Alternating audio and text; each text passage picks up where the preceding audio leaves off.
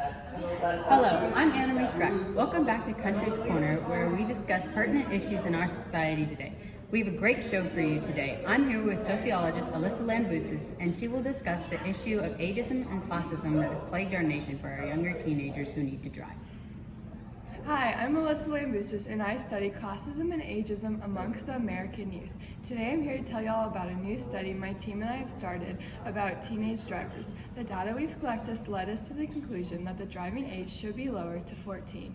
According to some research we've done, in 2017, the highest percentage of drunk drivers were at the age of 21 to 24 years old at 27%. Followed closely by 25 to 34-year-olds. These adults make up the highest percentage for irresponsible and dangerous driving. Okay, Alyssa, the question that we all are thinking is, do we really want 14-year-olds to be driving on the roads? Great question. And in turn, but do we really want our elderly grandmas driving on the road? No matter the age, there's going to be reckless driving. And it is unfair that we give teenagers these ascribed status of being reckless, when in reality, any beginner driver is going to be reckless as they are learning how to properly drive.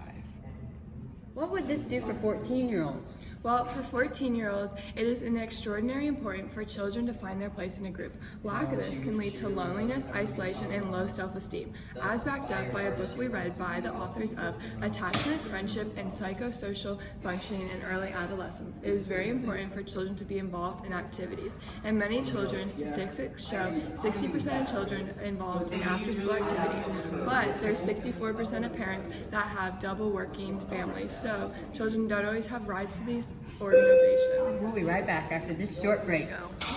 And we're back after that quick short break. I'm here today with Nikki Brown, who is going to tell us a real life circumstance of why she needs her 14-year-old to drive. Welcome, Nikki. Thanks, Annamarie. So tell me, why is this social movement important to you?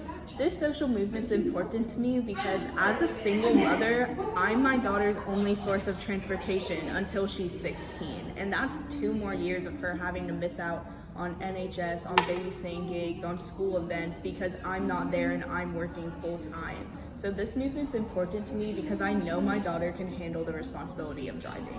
Why do you think other 14-year-olds are responsible enough to drive on the road safely?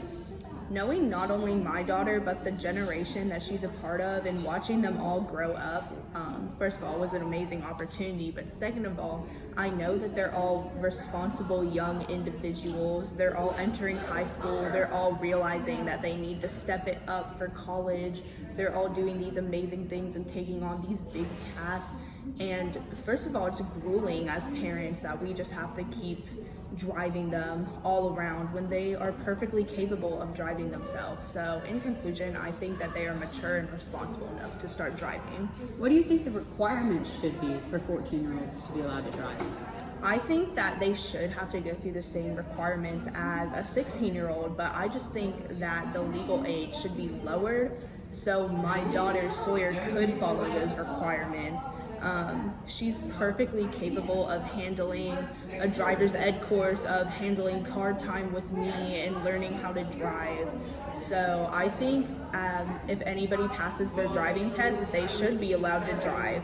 And I would much rather have a responsible 14-year-old driving than a hearing impaired, visually impaired grandma who's like 86 years old. Who's the safer option? You know, like, it's just not fair that we're ruling 14-year-olds out because of their age. Well, there you have it, folks. Why we should let 14-year-olds drive on the road.